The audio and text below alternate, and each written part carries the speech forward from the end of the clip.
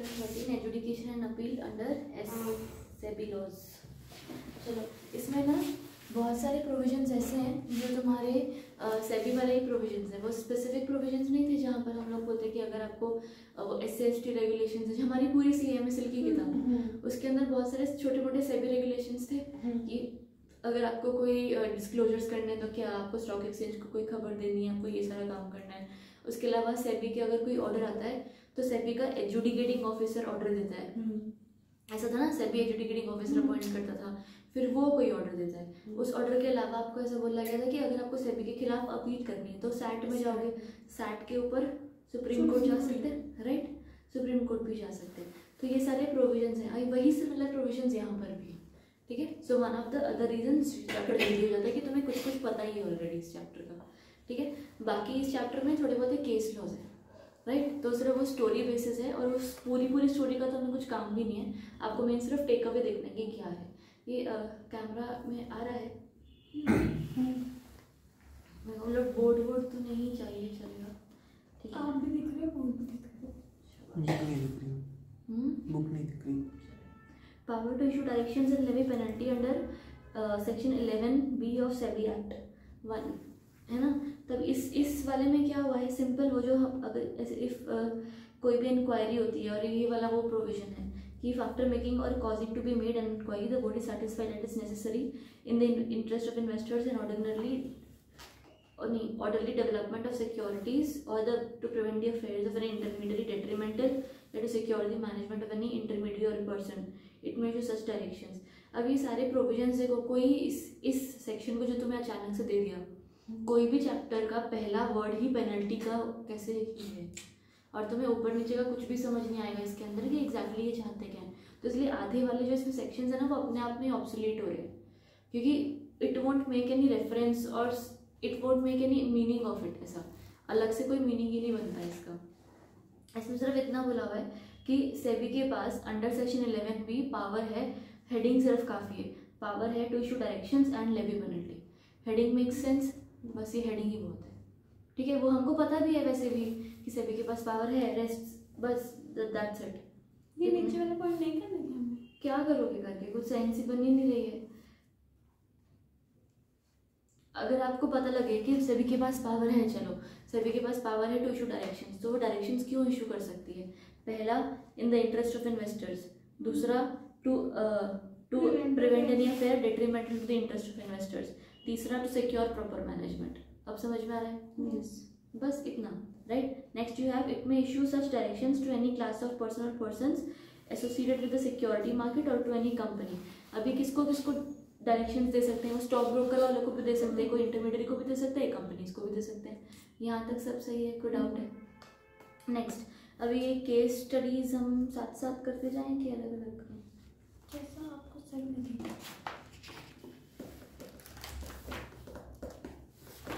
एक पढ़ लेते हैं थोड़ा सा, जाओ। एक कंपनी में मिनिमम कितने डायरेक्टर्स हो सकते हैं? 3, प्राइवेट या पब्लिक में। दोनों में, मतलब हाँ, प्राइवेट में 2, पब्लिक में 3, मैक्सिमम 15।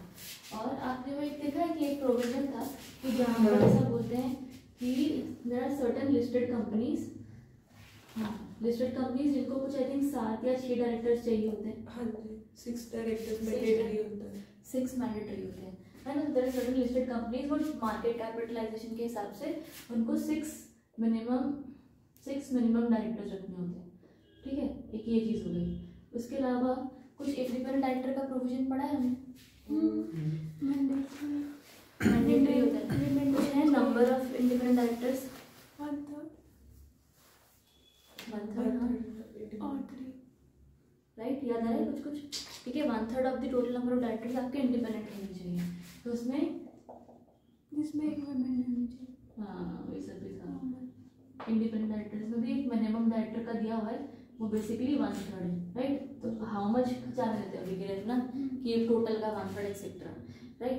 अगर ये इंडिपेंडेंट डायरेक्टर्स फॉल होते हैं ना, फॉल बिलो 1/3, तो फिर आपको प्रोविजन दिया गया है कि आपको 3 मंथ्स में अपॉइंट करना पड़ेगा। ये बात समझ में? क्लैरिटी है यहाँ तक? इस केस में क्या हुआ, हियर इन दिस केस क्या हुआ, इस कंपनी के बेसिक डायरेक्टर नॉट इंडिपेंडेंट वाले नॉर्मल डायरेक्टर्स 6 से फॉल होके कुछ 5 हो गए थे और उन्होंने न्यू डायरेक्टर अपॉइंट करते करते करते करते 6 मंथ्स लगा दिए। ठीक है।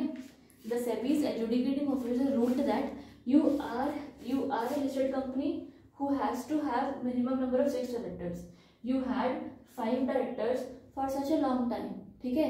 और हमने तो बोला ही हुआ है कि 3 मंथ्स में अपॉइंट करना होता है, तो आपने तो अपॉइंट ही नहीं किया, राइट? आपने तो अपॉइंट ही नहीं किया, कितना टाइम आपने लगा दिया, ये क्या बात हुई, एक्सेट्रा एक्सेट्रा। तो उन पर पेनल प्रोविजंस लगा दिए। फिर पेनल प्रोविजंस उन पर आ गए। कंपनी को ये चीज़ लगी यार प्रोविजन तो ढंग से पढ़ो, 3 मंथ्स मैंने यहाँ नहीं लिखा ना, 3 मंथ्स मैंने सिर्फ यहाँ लिखा, जो प्रोविजन के हिसाब से 3 मंथ्स सिर्फ इंडिपेंडेंट डायरेक्टर में बोला हुआ है। The lawyer or the representative of the company contested that the section never mentions कि normal directors भी 3 महीने में अपॉइंट करने हैं। It only mentions कि इंडिपेंडेंट डायरेक्टर की वैकेंसी आपको 3 महीने में भरनी है। तो टाइम लिमिट तो है ही नहीं, हमने अपॉइंट तो कर दिया, हमारे ऊपर जो प्रोविजन था उस प्रोविजन को हमने फॉलो किया है। आप हम पर पेनल प्रोविजन यहाँ पर नहीं लगा सकते। बस यही एग्जैक्टली पूरा केस है। तो फिर वो जीत गए थे। हमने वही अपील करी थी, एक बार उनके खिलाफ ऑर्डर आ गया था, उन्होंने अपील करी सैट के पास और फिर वहाँ पर वो लोग सैट या सुप्रीम कोर्ट के पास, and then they got the relief कि हाँ नहीं लगेगा फाइन। ऊपर ऊपर देख लो, तुम्हारा नहीं सीधा वहाँ पर देख लो, ये मिनिमम 6 नहीं, मिनिमम थिंक 6 होते हैं। हाँ तुम्हारे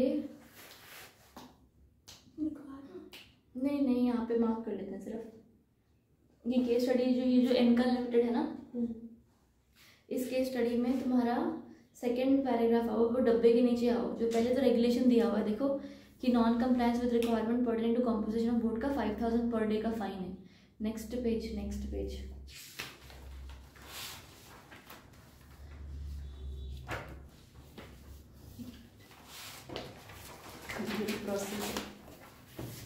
हाँ, तो 5000 पर डे का फाइन है, राइट? अब इनमें इनको ऐसा ही बोल दिया गया द स्टॉक एक्सचेंज। अब डब्बे के बाद सेकंड अगला paragraph, next to next paragraph, the stock exchange in their orders have levied the fine holding that exchange has decided to provide a period of 3 months और time till the next board meeting whichever is related to enable the companies to fill the vacancy, right?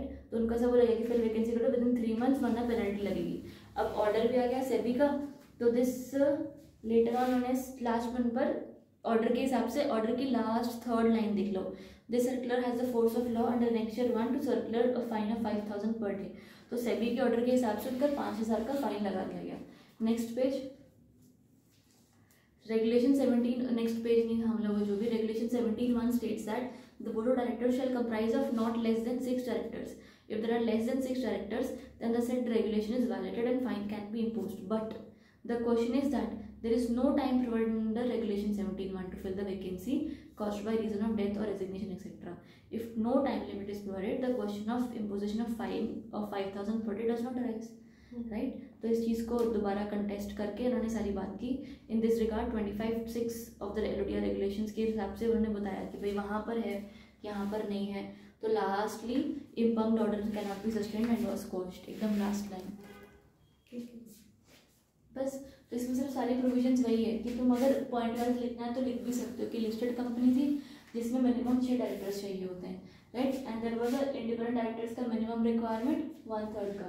The provision of 17(1) never states a timeline to be filled, never states a timeline within which the minimum number of 6 directors have to be restored, right? However, in this case the company was penalized as per the faulty provision of 3 months का deadline, right? And वही later on they filed an appeal और फिर वो लोग जीत गए। बढ़िया set है, clarity है। बस यही वाली चीज़ है, उसके अलावा ज़्यादा उन्होंने कुछ दिया नहीं हुआ। तो नेक्स्ट तुम्हारा केस कौन सा है?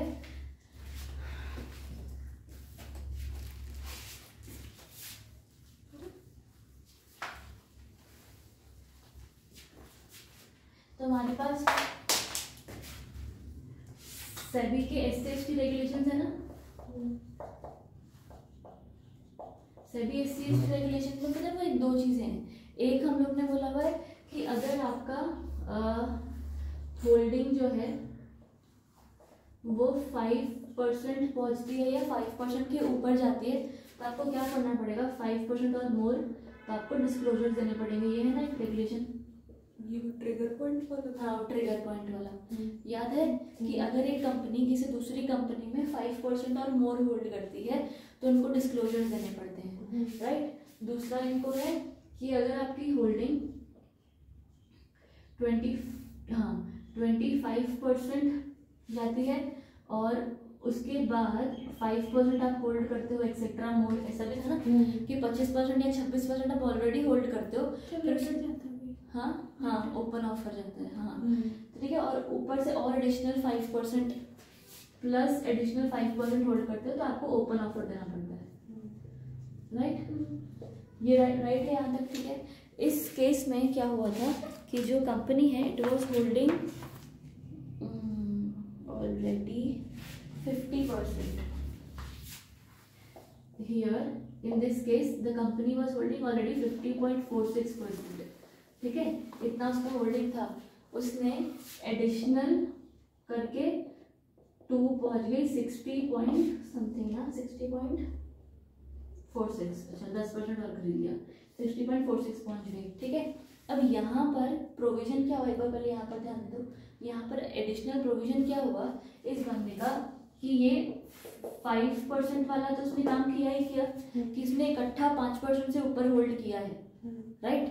तो इसने इकट्ठा 5% से ऊपर होल्ड किया है, ये कंडीशन मीट हो गई है।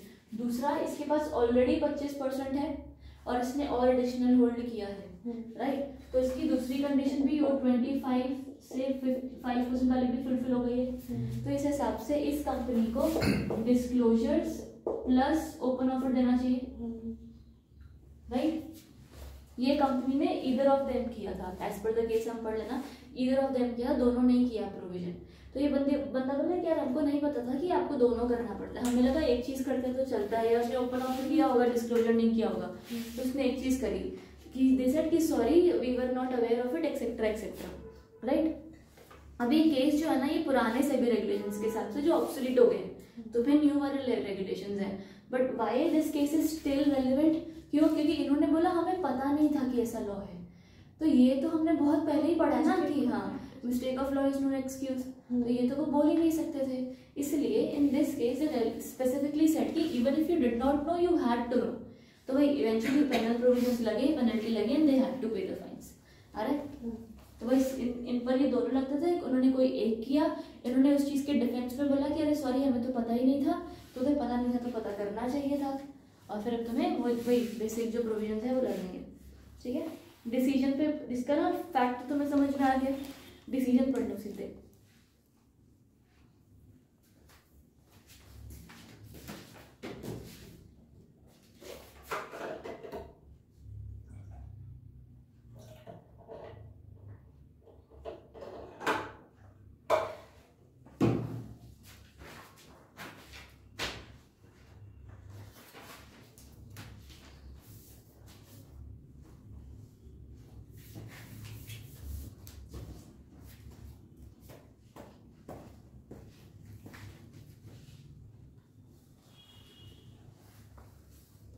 डन है?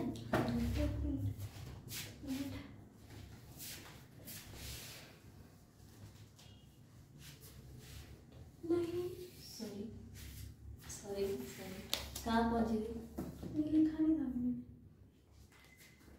यहाँ पर एक वो आएगा कि 5% होल्ड करना है और मोर 5% होल्ड करना है, लिखो ना। 50.46 था, 50.46 फिर नीचे उसने 10% ऐड किया, यहाँ पर 60.46 हो गया।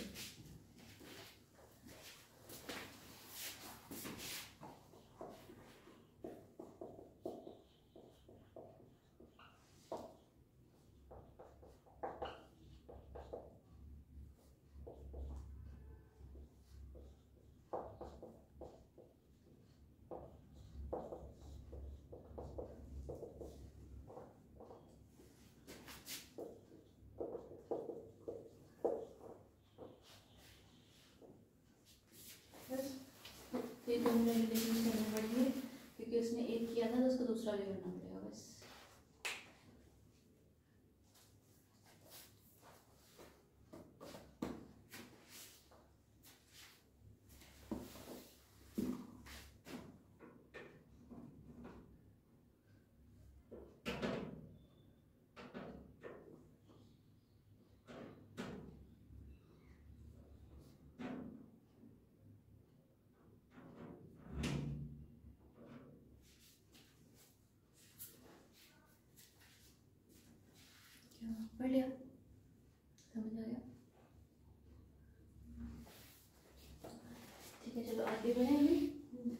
नेक्स्ट है power to adjudicate in the SEBI act 1992। और अब इसमें क्या बोला हुआ है कि यार सिंपल सेबी के पास ये पावर थी कि by with the help of the adjudicating officer it can adjudicate यानी कि भाई टेक डिसीजंस, रेगुलेट, एडमिनिस्टर, किसने पंगा किया है तो उसके ऊपर पेनल प्रोविजंस व्हाटएवर।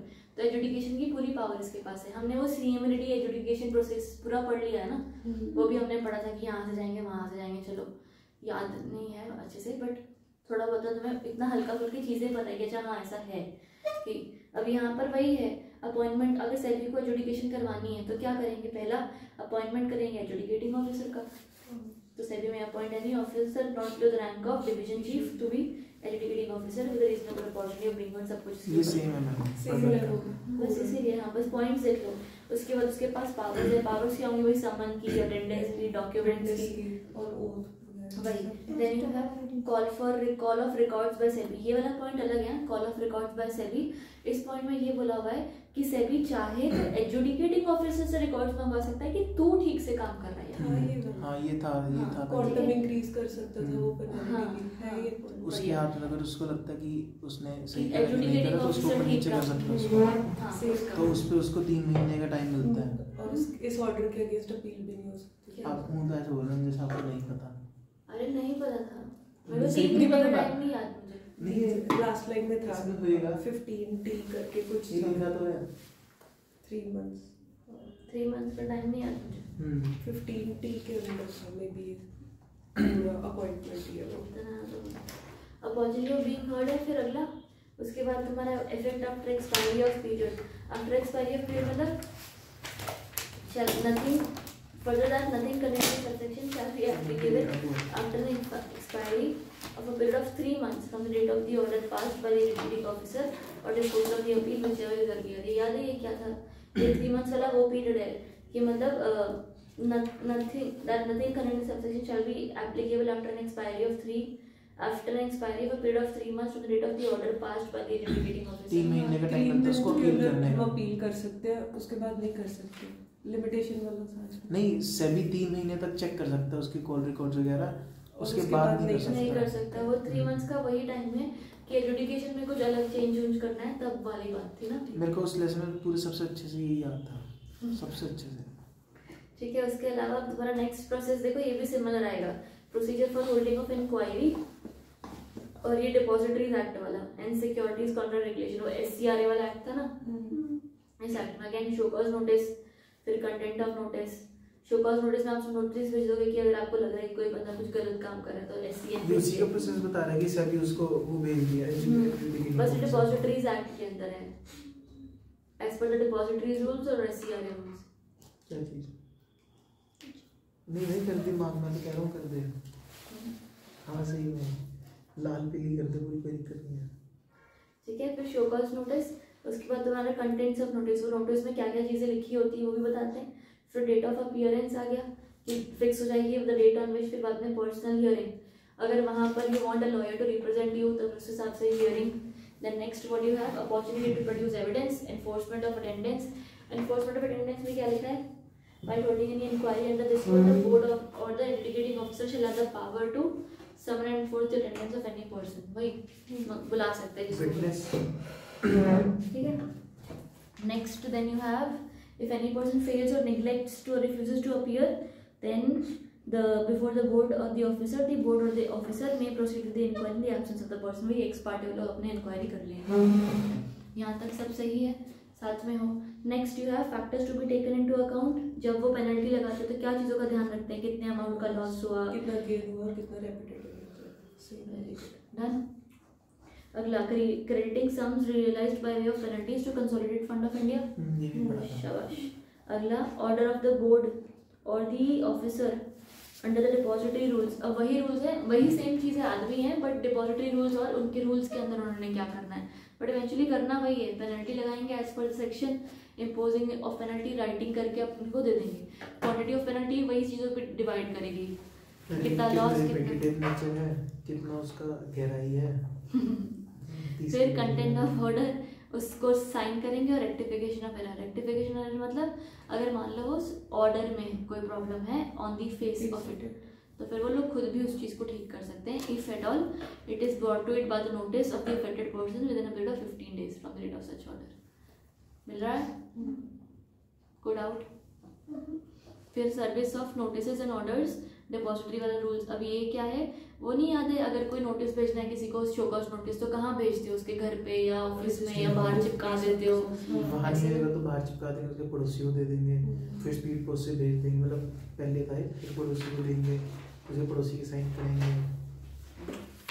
पड़ोसी वहाँ चाय पिया मत। नहीं सही में है इसमें डन, खत्म है उतना यही तो जेल से ऐसे ही चलता आ रहा है। जेल में भी था, फिर इसमें भी आया, फिर उसके बाद भी सेम है। Attachment of the property, bank account arrest करता है, डिटेन करना है। सच बोलती थी जैसी आधे घंटे में ही हो। लिखो भी आगे बचा है। डिग्री कर दो इसकी। मेरी वाली है यहाँ तक सही। आगे अब तुम्हारा रिकवरी ऑफ अमाउंट्स तक तो डन है कि कुछ करना है उसके अंदर और? चलो शाबाश। नेक्स्ट है continuance of proceeding section proceedings under section this and section this of depositories act. तो ये वो याद है कि अगर मान लो एक मर गया तो उसका नहीं, सिर्फ उतने के लिए होगा जितने की उसके पास एस्टेट है, उससे ज़्यादा पर्सनली लायबल नहीं होगा। पर्सनली लायबल नहीं होगा। अगर मान लो ऐसा था कुछ के डेथ के बाद होगा। नहीं, एक तो ये पॉइंट है कि अगर मान लो उस पर केस जो है ना, वो बंदे पर केस जो मर गया, वो बंदे पर केस उसके मरने से पहले ही लगा होना चाहिए, तो ही लीगल रिप्रेजेंटेटिव आएगा भी देखने के लिए। बाद में तो लग ही नहीं सकता, बात ही खत्म। लीगल रिप्रेजेंटेटिव का कोई बोलना ही नहीं है। दूसरी चीज़ उसकी एस्टेट तक का लाइबल है। तीसरी चीज़ एक और थी छोटी सी, कि अगर मान लो उसके एस्टेट में से लीगल रिप्रेजेंटेटिव ने कुछ बेच दिया, तो जितना अमाउंट बेच दिया ना, जो भी चीज़ की बेच दिया, उस अमाउंट के लिए फिर वो पर्सनली लायबल हो जाएगा। ठीक है, क्लियर लग जाएगा।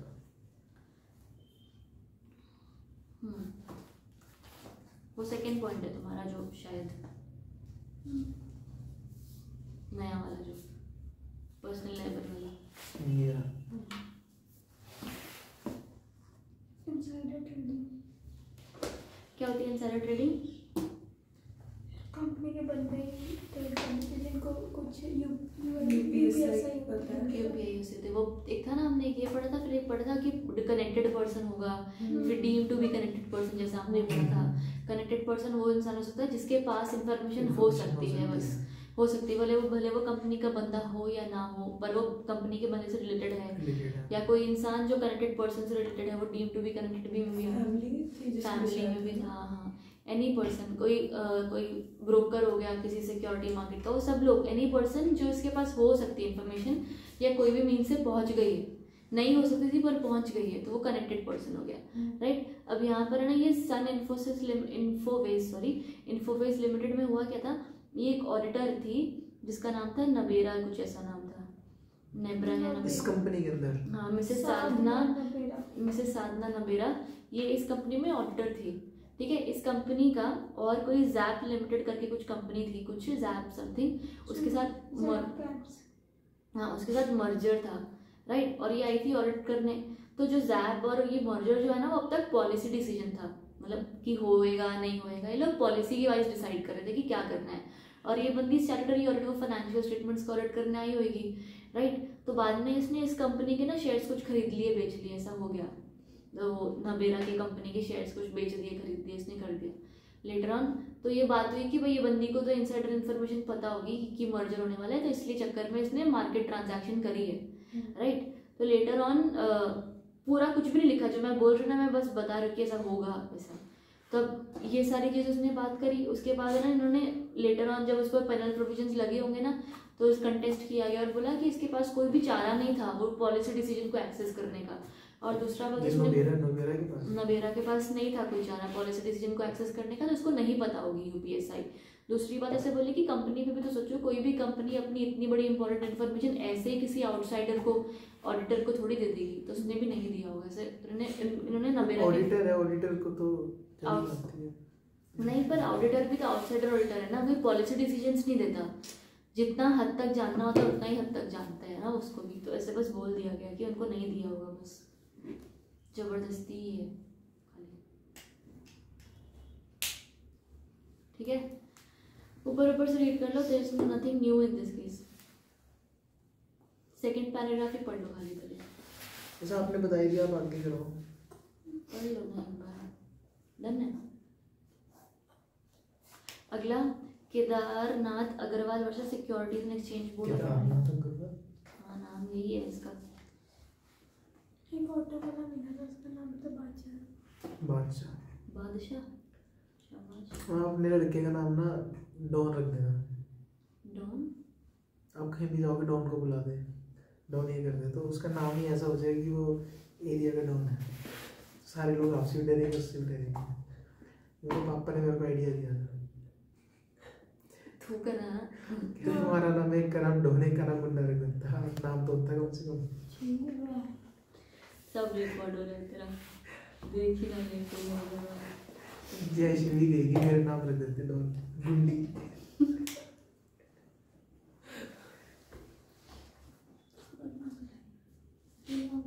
हाँ कहाँ थे हम?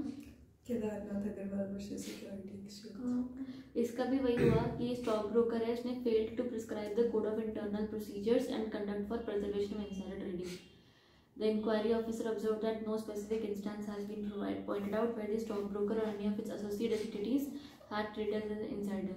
मतलब उसने ना कुछ पॉलिसी डिसीजंस को पॉलिसी ढंग से बताई नहीं थी स्टॉक ब्रोकर था, पर इन लोग के पास बोलने का भी कोई सबूत नहीं था कि किया है कि नहीं किया इंसाइडर. लास्ट 3 लाइन्स भी खाली देख लो.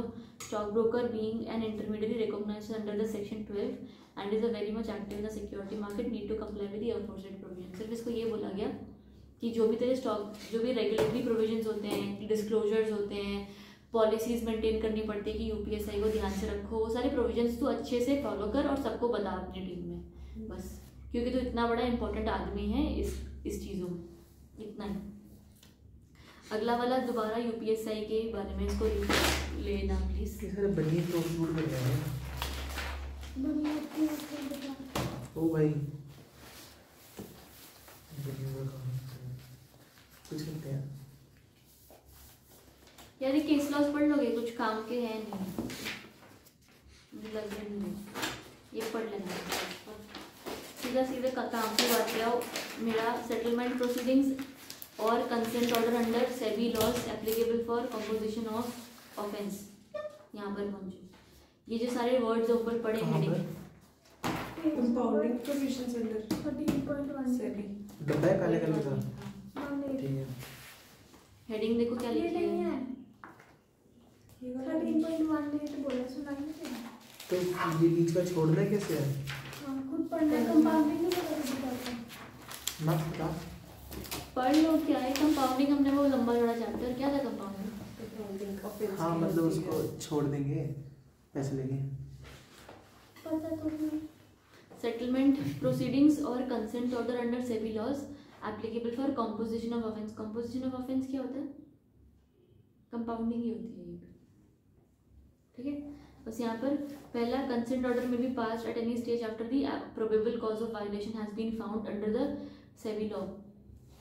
पहला ये, however in the events of a serious and intentional violation the process should not be completed till the fact finding process is completed, whether by way of an investigation or otherwise.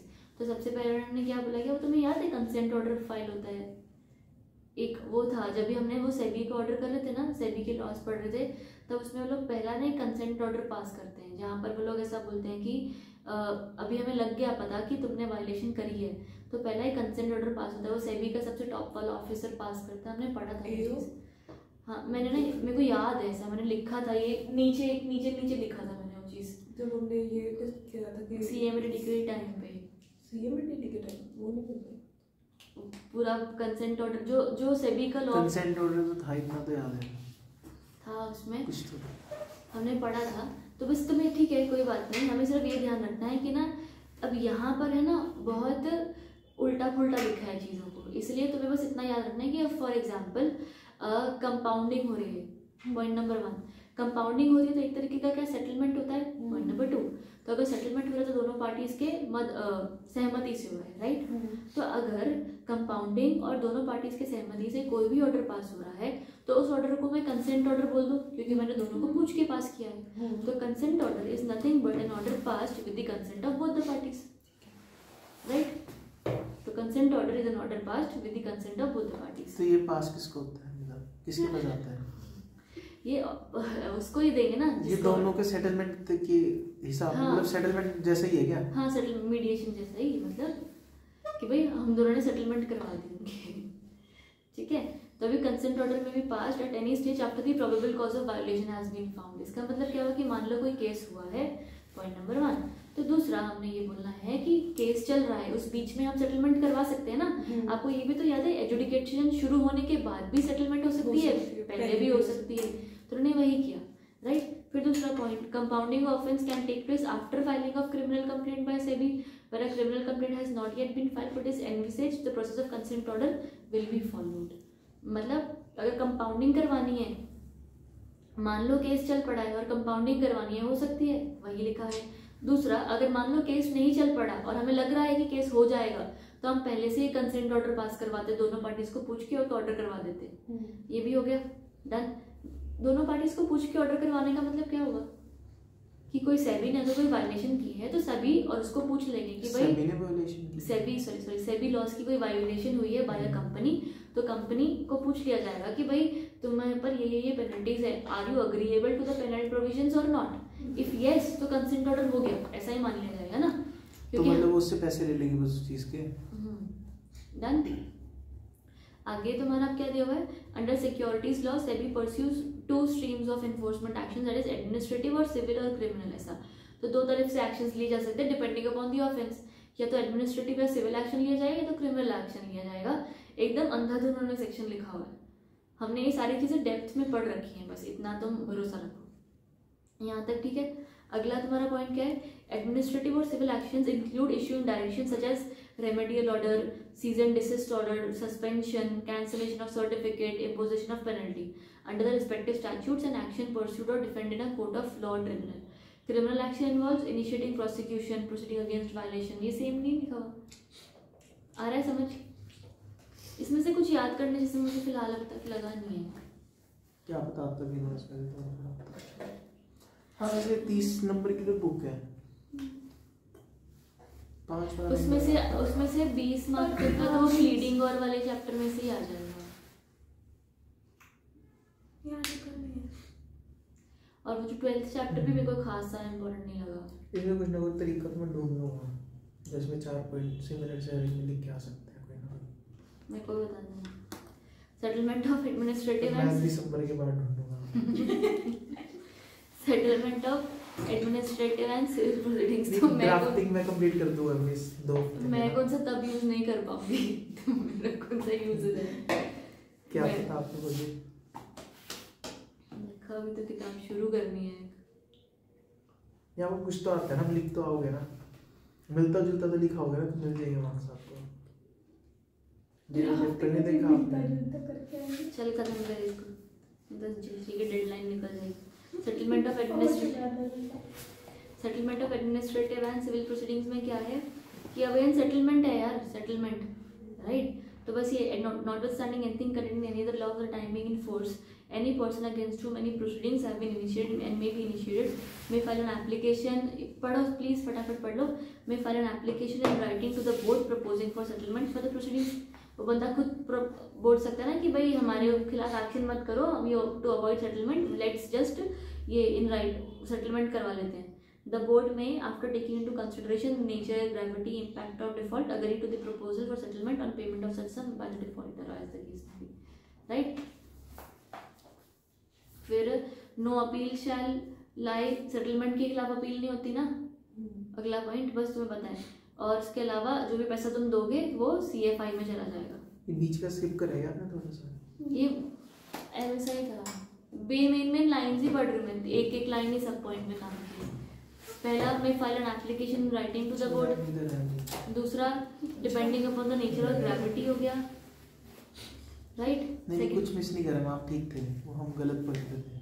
13.18 नहीं ठीक हो आप, 19 ठीक है 19 मेरा, अच्छा हाँ। तो अब तुम्हारे फर्स्ट पॉइंट, सेकंड पॉइंट हुआ, 2 bullet points. Third bullet point no appeal shall lie, और फोर्थ बुलेट पॉइंट जो भी पैसा CFI में। उसके बाद application for settlement regulation 3, application का वो प्रोसेस जैसा बता दिया। अगर आपको अप्लाई करना है तो मैं apply on an application to the board, first point, मिल गया। सेकंड पॉइंट, उस एप्लीकेशन के साथ फीस पे कर दोगे सेकंड पॉइंट में, accompanied by non refundable fees. Third point, full and true disclosures in the application, इन सारे डिस्क्लोजर्स के साथ समन्स, ये वो जो भी डिपेंडेंट समन्स बोलूं सॉरी एविडेंसेस के साथ तुम दे दोगे, right. Fourth point, shall make one application for settlement for all the proceedings, जो भी तुम्हारे खिलाफ प्रोसीडिंग्स होने वाली है उन सबकी तुम एक सेटलमेंट एप्लीकेशन भी कर सकते हो, कोई प्रॉब्लम नहीं है। यहाँ तक डन। अच्छा मतलब काफी सारी होने वाली है। हाँ, अगर मतलब होने वाली फॉर दो चार केस चलने वाली तो सबका एक सेटलमेंट कर दिया। यहाँ तक ठीक है, साथ में हो। फिफ्थ पॉइंट में क्या हुआ है, an application that is not complete in all respects वो वापस करते हैं, does not confirm to the requirement, these regulation shall be return to the applicant. फिर sixth point, the applicant whose application has been returned में within 15 days वापस submit कर दो revised और कंप्लीट पर्टिकुलर्स में, राइट। सेवेंथ में क्या दिया हुआ है, फिर नहीं पसंद आएगी। where the applicant is an association or a firm or a body corporate or a limited liability partnership, the application and undertaking and waivers shall be executed by the person in charge of and responsible for the conduct of the business of such firm। ये क्या लिखा हुआ है, पढ़ा? समझ नहीं आ रहा। पढ़ा ही नहीं ना, पढ़ता तो समझ आ जाता है।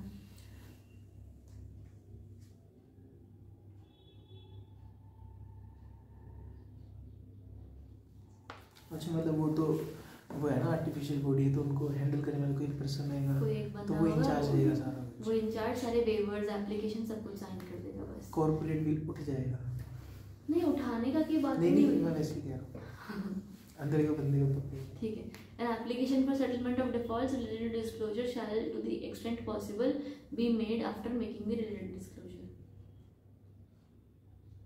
ठीक है, अगर मान लो सेटलमेंट करवानी भी है तो तुम सारे डिस्क्लोजर्स, मुझ पर प्रोसीडिंग इसलिए हो रही है क्योंकि मैंने कोई डिस्क्लोजर्स नहीं किए। आप सेटलमेंट करवाना चाहते हो तो पहले वो सारे नियम तो फॉलो करो, उसके बाद ही आपका सेटलमेंट हो सकता है ना। उसके अलावा लिमिटेशन है 60 days on the date of service of notice of SCN।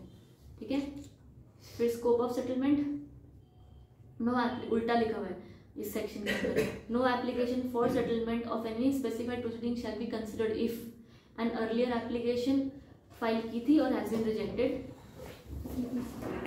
दूसरा, द ऑडिट ऑफ इन्वेस्टिगेशन और inspection of inquiry if any is the case में भी is not complete. Third, money due, जो भी लॉज के हिसाब से तुम्हारे पे किए थे वो तुमने पे नहीं किए। और लास्टली तुम्हारा second point, the board may not settle any specific proceeding if it is of the opinion that the alleged default has market wide impact, causes losses to large number of investors, affected integrity of the market. मिल गया point number 1 2 3। तो point number 1, point number 2 और ABC दोनों का, ठीक है, वो वहां तक जरूरी है। फिर थर्ड पॉइंट कट कर दो।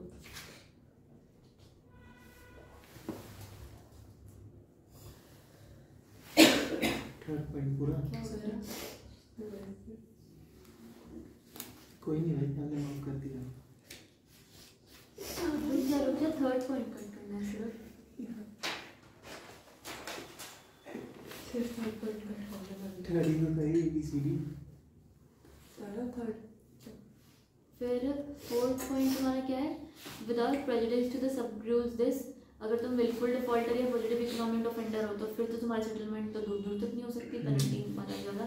और उसके अलावा nothing contained in these regulation shall be construed to restrict the right of the panel of whole time members to reject any application. वो था ना वो हाई पावर्ड कमिटी, ऐसा ऐसा था, हमने पढ़ा था। तो वो लोग चाहे तो कभी भी सेटलमेंट की एप्लीकेशन को रिजेक्ट कर सकते हैं ना, याद आ रहा है? दोबारा बताओ। सेटलमेंट की एप्लीकेशन को भी तो रिजेक्ट कर सकते हैं लोग, उनके पास भी जब बस यहाँ तक सब साथ में हो। मतलब ये सारा उसी पे है ना, नेक्स्ट कर दूँ। रिजेक्शन ऑफ एप्लीकेशन आ गया क्या? अगला पेज कर दूँ। हाँ, नेक्स्ट टॉपिक मतलब हाँ, next रिजेक्शन ऑफ एप्लीकेशन पर आ जाओ। रिजेक्शन कर ऐसा नहीं। हाँ, उसको रीड मार्क कर दो, वैसे भी जरूरी नहीं है। कैसे रिजेक्ट हो सकती है? तुमने अगर टाइमली डिलेज करते रहे, फाइलिंग नहीं करी, डिस्क्लोजर्स नहीं करे, जो 7 दिन के बाद फाइल कर रहे हैं।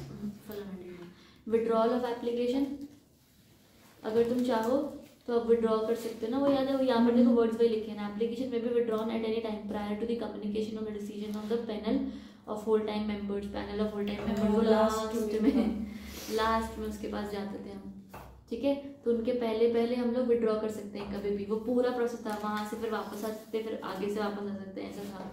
एक कुछ इंक्वायरी कमेटी थी, फिर हाई पावर्ड कमेटी थी, फिर ये हो टाइम थी शायद। किस चैप्टर में था ये मुझे? HPSC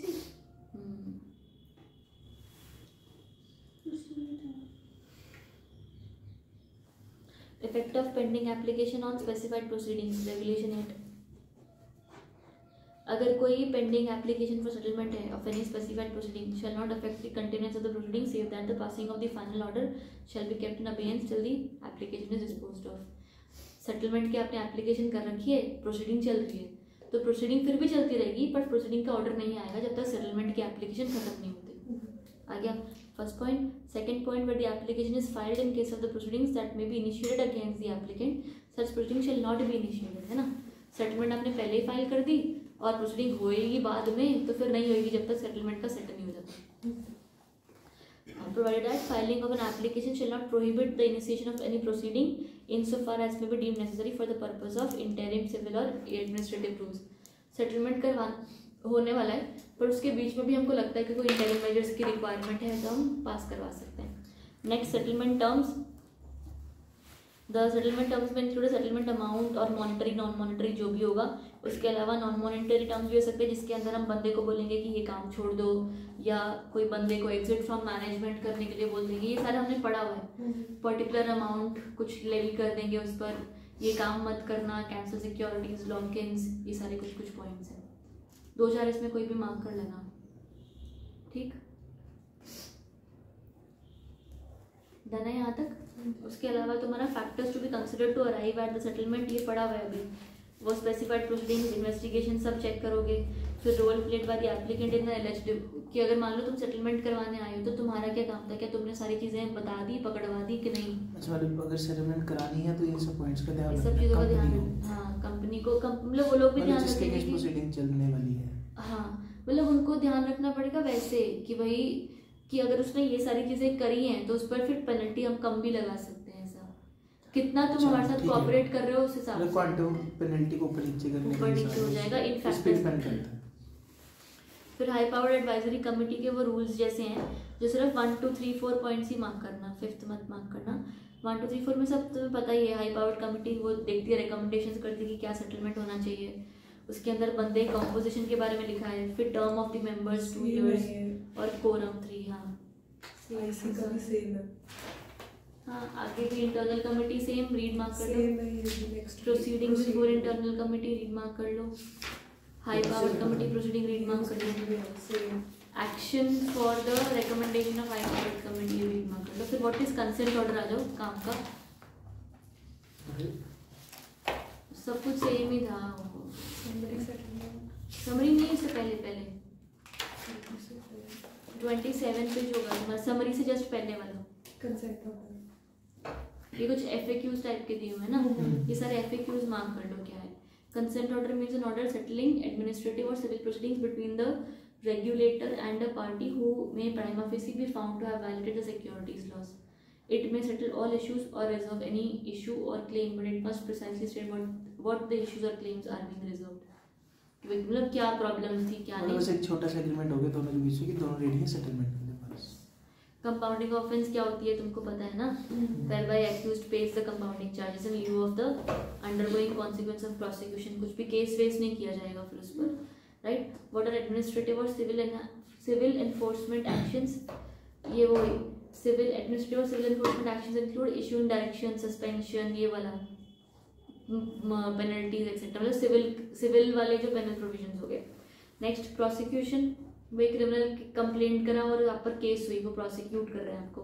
objective of the consent order कि भाई हमें चाहते हैं कि भाई फ्लेक्सिबली सारा काम आपस में सिमट जाए, राइट, विदाउट डिलेज और प्रोसीडिंग्स और etcetera. Objective of compounding offense, वही again to avoid lengthy process of criminal prosecution. And who can seek settlement? कोई भी इंसान ना, जिस बंदे ने गलत किया होगा, मे बी जिसके खिलाफ कोई केस होने वाला होगा, राइट। फिर समरी सेटलमेंट प्रोसेस, ये भी पढ़ा हुआ है अगर याद है तो, वो पूरा वो शॉर्ट में खत्म हो जाता है। यूजुअली सिर्फ ओरल हियरिंग्स नहीं होती हैं, डॉक्यूमेंटरी एविडेंस खत्म हो जाता है। नहीं, ये दूसरा नहीं था, 45 days था शायद टोटल, मे बी श्योर नहीं।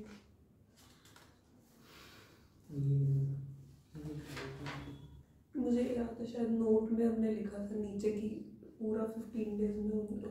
हाँ वो 30 का नोटिस का था कुछ और ऐसे फिर कुछ था। ठीक है, इस पे रीड मार्क कर लो, ये मेरे को पढ़ाने का सेंस बुक से और सेटलमेंट विद कॉन्फिडेंशियलिटी, ये वही बताना नहीं है यहाँ, वहाँ कॉर्पोरेट फुल्ली सारा कुछ अच्छा ठीक है। दोनों को नहीं इम्पोर्टेंट है यार ये यहाँ पर, क्योंकि हम वहाँ पर पढ़ ही तो रहे हैं यार। क्या यहाँ पे रीड मार्क कर लेना। प्रोसीजर, कॉन्फिडेंशियलिटी, उसके अगले टॉपिक्स बता रही हूँ। प्रोसीजर, कॉन्फिडेंशियलिटी एंड एश्योरेंस और कॉन्फिडेंशियलिटी, ये सारे सिमिलर पॉइंट्स हैं दोबारा। प्रोसेस एज पर द मुटेंटिस, ये वो वाले प्रोसेस हो गए जो कि साइट के पास भी जाओगे तो भी सिमिलर प्रोसेस होएगा। कॉन्फिडेंशियलिटी के साथ सारा काम होएगा वही सेम। फिर settlement order before the adjudicating officer and the board, वो रेगुलेशन 23 वाला पॉइंट देखा, दोनों साथ में सारे जो 31 वाले पेज पे है, शायद रुक जा धीरे धीरे 31 वाले पेज पे राइट, 23 वाला रेगुलेशन, उसको कट कर देना। रेगुलेशन 23 सेटलमेंट प्रोसीजर वाला है ना। उसके बाद तुम्हारा रेगुलेशन 24 बिफोर ट्रिब्यूनल और एनी कोर्ट कट कर दो, 25 भी कट कर दो, 26 भी कट कर दो। ये अगला पढ़ना है 27 effect of settlement order on third party और अदर प्रोसीडिंग्स। थर्ड पार्टी पर क्या होएगा, अगर दो पार्टीज ने सेटलमेंट कर ली है तो पर लेकिन उसके ऊपर जो भी पेनल प्रोविजंस होंगे वो तो रहेंगे ही रहेंगे। उसके अलावा अगर आपको उसके लिए कुछ करना है, कोई पेनल्टी देनी है, उसको कोई ब्रीच के हिसाब से कंपनसेशन देना, तो वो तो थर्ड पार्टी कहाँ से आ गया बीच में? थर्ड पार्टी मतलब देख, हम दोनों ने कोई काम किया और हमने कोई ब्रीच किया है या एक्सेट्रा, या सेटलमेंट यूजुअली मेरे और सेबी के बीच में हो रहा है ना, क्योंकि हम उसने मेरे को पेनल्टी बताई, मैंने भर दी, हमारा सेटलमेंट हो गया।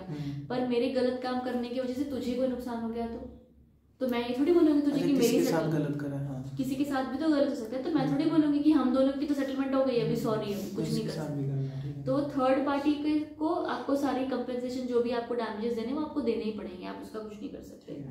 ठीक है, वो पढ़ लोगे। फिर revocation of settlement order, revocation full disclosure नहीं किया और अगर अमाउंट नहीं पे की, हाँ रिवोकेट मतलब ऑर्डर देने के बाद भी रिवोक कर सकते हैं, वो कर सकते हैं। ऑर्डर देने के बाद भी रिवोक कर सकते हैं अगर तुमने गलत किया और लेकिन तुमने उसके खिलाफ अपील नहीं कर सकते। नहीं, सेटलमेंट ऑर्डर के खिलाफ, हाँ कि सेटलमेंट में जो ऑर्डर आया तो उसके खिलाफ हम अगेंस्ट अपील नहीं कर सकते ना। वो तो नहीं कर सकते, पर ये तो अलग है ना, ये रिवोकेशन ऑफ द ऑर्डर ही है। अच्छा, किसी बंदे ने अगर आपके और सभी के बीच में एग्री हो गया कि आपने उसको 1 लाख देना था, आपने नहीं दिए तो रिवोक कर दिया आपने, वो चीज़ है। सेबी ने रिवोक कर लिया, सेबी ने ऑर्डर रिवोक कर लिया कि ये जो ऑर्डर मैंने तुम्हें हमारे साथ सेटलमेंट का ऑर्डर हमारा पास हुआ था वो मैं ऑर्डर वापस ले रहा हूँ, क्योंकि तुम पैसे नहीं दे रहे थे मुझे या तुम जो भी कर रहे हो, पर मैं ऑर्डर वापस ले रहा हूँ। इस दौरान सेटलमेंट ऑर्डर के दौरान तुमने जो भी पैसा सेबी को दिया होगा ना ऑलरेडी, वो नॉन रिफंडेबल होगा, वो वापस नहीं आएगा। ठीक है, वो मार्क कर लो इसको। If the applicant fails to comply with the settlement order at any time after the settlement order is passed, it comes to the notice of the board that the applicant has not made full and true disclosure, violated their undertakings, waivers, settlement order shall stand revoked and withdrawn and the board shall restore or initiate the proceedings। तो फिर दोबारा से वो case शुरू हो जाएगा। और lastly whenever in settlement order is revoked, no amount paid under these regulations shall be refunded। ठीक है, बाकी वो कॉन्फिडेंशियलिटी ऑफ इन्फॉर्मेशन, एक ये याद है तुमको मैंने बताया था कि अगर मान लो तुम्हारा और सेबी का सेटलमेंट हुआ है तो सेबी है ना तुम्हारे बारे में सिर्फ पब्लिक को नहीं बताती है, राइट, ताकि तुम्हारा बदनामी ना हो, क्योंकि तुम्हारी बदनामी होगी तो वैसे ही शेयर प्राइस कम नहीं है, वो सब कुछ हो जाएगा। तो अगर पर वो उसके लिए एक और चीज़ मांग रही है, हाँ आप उसके लिए पूरा प्रोसेस मंगवाते थे कि हम आपकी वो कॉन्फिडेंशियलिटी पूरी की पूरी प्रोटेक्टेड रखेंगे अगर आप हमें डिस्क्लोजर्स दे दो, अगर आप हमें एविडेंसेस प्रॉपर्ली दे दो, तो ये वो वाला है। तब रखेंगे, मतलब ब्लैकमेल करते थे। ठीक है, यहाँ तक। फिर प्रोसीजर फॉर कंपोजिशन से 33 रेगुलेशन कट कर दो, झुनझुन वाला ये पढ़ा दो। ये एप्टेक कंप्यूटर्स वाला ना, इसको भी रीड मार्क कर लो यार, ये करा हुआ है शायद कि नहीं, ये यूपीएसआई वाला ही है।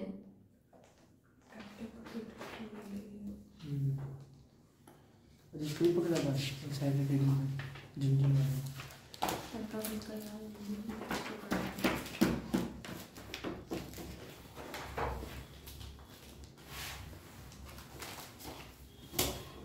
Next we have securities appellate tribunal.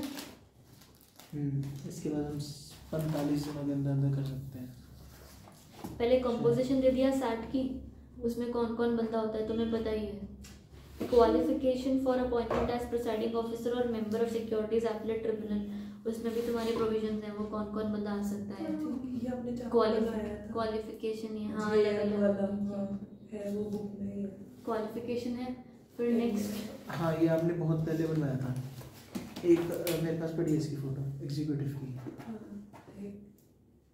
Executive की काफी हाँ, एग्जीक्यूटिव ही था। है भेज देना। उसी ग्रुप में है। पुराने वाले ग्रुप में है। हाँ पुराने में है।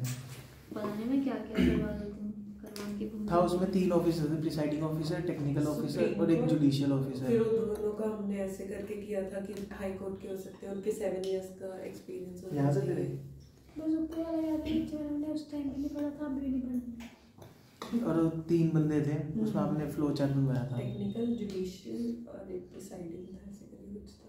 हाँ है प्रिसाइडिंग हमारे पास। ये तो वैसा कर रही हूँ मैं, नेकी कर दरिया में पूरी ये बह गई है अभी, याद भी नहीं आ रहा। हमने लिखा है 4-5 बार भी पढ़ा, आप नहीं पढ़ा। मैम अब एक काम करना, अब हमसे कोचिंग ले लो। हाँ मेरे को एक महीने 20 दिन में करा सकता है। हमने बड़ी डिलीजेंटली वो चैप्टर्स किए थे ना, इसलिए सेबी के पूरा वो कर ले। आया मुझे नहीं आया, फिर भी ये पावर ऑफ सेबी। हाँ पर उस टाइम पे मेहनत बहुत करी थी। बहुत कुछ किया था हमने, पता नहीं वो क्या ऑफर वाला कुछ था, एक छोटा सा पॉइंट था, उस पर पूरा हमने ग्राफ बना के दिया था। स्कोर्स का, हाँ स्कोर का तो पूरा वो विंडो था भी इंटरेस्टिंग सा, तो सारा का कुछ ना था भी इंटरेस्टिंग, ये है ही नहीं इसमें कुछ इंटरेस्टिंग वाली बात। चल खत्म होने वाला है बस 10 पेज में 10 मिनट 37 की तो था ही लेसन। 15 मिनट आधे घंटे का आंसर क्या है? 47। हाँ 47 का है। आधे घंटे का 1 घंटा तो मुझे पता है। चलो मैम 5 मिनट का लेसन हो गया। टेन्योर ऑफ पावर ऑफ की टेन्योर ऑफ भी उसमें लिखा है हमने शायद 67। हाँ फिर प्रोसीजर भी है, फिर तो वो हाँ, प्रोसीजर और 78 से पावर 5 साल तक वो सीपीसी के प्रोविजंस बनेगा। फॉलो करेंगे। क्या पढ़नी है हमें। क्या क्या मतलब कुछ नहीं, इतने वो को मैं- समझ आ गए। थोड़ा ऐसे ही करता हूँ। हाँ तो वही प्रोसेस भी तुम्हें पता ही है। उसके अलावा तुम्हारे पास ये भी था ना कि वो पावर्स क्या थे, वो इशूइंग SIID वही है इसके अंदर, क्योंकि ये प्रोसीजर एंड पावर्स में। Next you have appeal to the securities appellate tribunal. Appeal करना है तो बाय ऑर्डर एग्रीड, वो किसकी अपील कर सकते थे तुम लोग? सेबी के खिलाफ अपील कर सकते थे, वो IRD के खिलाफ, provident fund, PF provident fund वाले, हाँ SCRA और एडजुडिकेटिंग ऑफिसर के लिए। और सेबी बस 4 ही थे। और सैट। कहाँ साइड के तो पास ही जाओगे ना। ये लिखा तो है। ये एक्ट, ये ना अथॉरिटी ने ये एक्ट बता रहा है कि डिपॉजिटरी एक्ट भी हो गया, फिर ये एक्ट भी हो गया। अच्छा मैं तो बहुत ठीक है, अपील करने के लिए जा कितने दिन में जा सकते हो? 45 डेज राइट। एक मिनट, डी कहाँ गया? क्या क्या था? मैंने IRD, तो PFRD, बहुत था। IRD, PFRD, एडजुडिकेटिंग ऑफिसर और चौथा सेबी।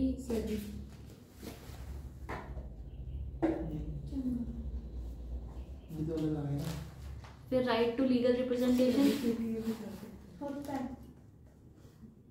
ऑर्डर्स। आगे बढ़ो मैं इसके बाद अगला टॉपिक ही आ जाओ ना, फिर ये तो पढ़ लोगे ना 45 डेज ये वो करना। फिर right to legal representation, exactly.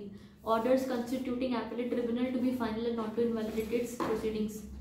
No order of the central government appointing any person as the presiding officer or member of the SAT shall be called in question, and no act or proceeding before the SAT shall be called in question in any manner. ये वही, अगर मान लो अगर SAT की कोई वो थी था, हमने पढ़ा भी हुआ है हर बार ये चीज़ कि अगर कंपोजिशन में कोई क्वेश्चन आता है तो पहले वाले जो बंदे हैं उन्होंने जो भी ऑर्डर पास किया होगा वो वैलिड ही रहता है, वो इनवैलिडेट नहीं होता। ऐसे याद है ना तुमको? बस वही है। Form and procedure of appeal, similarly memorandum of appeal shall be presented in the form and agreed by an aggrieved person in the appellate tribunal with no jurisdiction for. Same है। फिर तुम्हारे पास sittings of the appellate tribunal, sitting मतलब कि वो कौन कौन बंदा होएगा। appellate tribunal shall hold its sittings either at a place where its office is situated or at any other place. In the temporary absence of the presiding officer, government may authorize one of the two other members जो presiding बनेंगे। Language तो English Hindi, English और Hindi. Appeal to be in writing, of course ही बात है, appeal writing में file करोगे। Presentation and scrutiny of the memorandum of appeal, the registrar shall endorse on every appeal the date on which it is presented और deemed to be have been presented. फिर scrutiny, if on scrutiny the appeal is found to be in order, तो फिर आपका वो register हो जाएगी। अगर नहीं है तो फिर डिफेक्टिव होगी तो तुम्हें वापस भेज देंगे, तुम रेक्टिफाई करके वापस भेज देना, फिर हम आगे बात करेंगे। Right, with in the time allowed. अगर तुमने नहीं भेजी 15 दिन में या कुछ, तो फिर हम तुम्हारी अपील एक्सेप्ट नहीं करेंगे। बाकी तुम्हारी फीस पास जो भी है मुझे रहता है चैप्टर क्या है। फिर कंटेंट्स ऑफ मेमोरेंडम, और यार ये फालतू चैप्टर है। नेक्स्ट क्या है? Plural remedies. कहाँ तक पहुँच गए तुम लोग? साथ में हो कि हम 4-2 contents of memorandum of appeal? हम आगे बढ़ते हैं। मेरे से पहले, मेरे से आगे चल रही हूँ। नंबर कौन से? मैं तो पीछे था फिर। Every memorandum of appeal filed shall be forwarded with concisely and distinct heads, वही proper argumentative, proper grounds का अपील होना चाहिए तुम्हारा। अगला, डॉक्यूमेंट्स टू कंपनी, वो जो भी सर्टिफाइड कॉपीज ही 4-5 कॉपीज जो भी बोली होंगी, 5 कॉपीज है, shall be accompanied with the copies of the order, at least one which shall be certified। अपने कॉपीज के साथ भेज दिया। Plural remedies shall not seek relief or reliefs therein against more than one order unless relief prayed for are consequential। कि आप जो भी appeal करो वो एक ऑर्डर के खिलाफ अपील करोगे, सबके खिलाफ अपील नहीं कर सकते, आपको उसके लिए अलग अलग अपील्स फाइल करनी पड़ती है। नेक्स्ट, notice of appeal to the respondent, copy of the memorandum of appeal and paper book shall be served by the registrar on the respondent as soon as they are registered. मैंने आपको appeal submit की, आप respondent को आगे भेज दोगे ना जिसके खिलाफ हमारा केस था। फिर फाइलिंग और reply to the appeal and documents by the respondent. अभी रिस्पोंडेंट को पता लग गया, फिर वो 1 मंथ सर्विस नोटिस जो भी है आप उस हिसाब से वो लोग वो फाइल कर देगा जवाब उस चीज़ का। नेक्स्ट, date of hearing to be notified. फिर हियरिंग ऑफ अपील है, हियरिंग ऑफ अपील होगी, तुम्हारी दोनों पार्टी सुनेंगे आपस में और बाद में डिस्पोज ऑफ या एडजॉर्नमेंट या जो भी डिसीजन होता है उनका वो कर देंगे। राइट, नेक्स्ट टॉपिक आ जाए, ड्रेस एड्रेस ड्रेस रेगुलेशंस, कपड़े कैसे, कपड़े कौन से पहनने हैं? अच्छा, सच में वही लिखे हैं, black pant white white coat white sari. ये सब पढ़ने लगे हम। और कोई बात नहीं रह गई हमारे पास पढ़ने में। सच में वाला चैप्टर ऐसा ही है जो आपने पढ़ने के लिए बोला था। आर्ट ऑफ एडवोकेसी ना। दूसरे कौन से कपड़े पहने हैं? लड़कियों को साड़ी, ये और उसके ऊपर ब्लू कलर कब? ब्लेजर, कब? ऐसे मतलब बहुत सारी जगह, सारी जगह ब्लू वाला ब्लेजर, मतलब वो जो होता नहीं आधा वेस्ट कोट सा। कहाँ पर? एनसीएलटी के पास। हाँ, वाइब सेट कर रहे। पब्लिकेशन में भी वही डालना होता है। Publication of order, communication of order, ये सारे टॉपिक्स तो तुमको आते ही हैं। फिर order and direction in certain cases, fees हो गई, वर्किंग आवर्स हो गई, अपील ट्रिब्यूनल कितना टाइम काम करते हैं? 10 बजे से लेकर 6 बजे तक। हमसे तो कम ही लोग काम कर रहे हैं, ठीक है। बाकी हॉलीडे उनकी और ये लोग मिस करते हैं। हिल्ली डालनी थी, बेली डालनी थी लड़कियों को। क्या ये भी लिखा है पैरों में हिल्ली डालनी, बेली डालनी है। और ये जो शर्ट तुझे अंदर डालनी पड़ेगी। फंक्शंस हो गए रजिस्ट्रार हो गए, एडिशनल फंक्शंस हो गए रजिस्ट्रार के, हेलो, लीगल एम्बलम और अपील टू सुप्रीम कोर्ट। बस बढ़िया है ना, इसमें कुछ इसके खिलाफ तो है नहीं। डन है यहाँ तक, इसको बंद कर देंगे। अच्छा ठीक है, चलिए। चलो ये चैप्टर तो डन हो गया।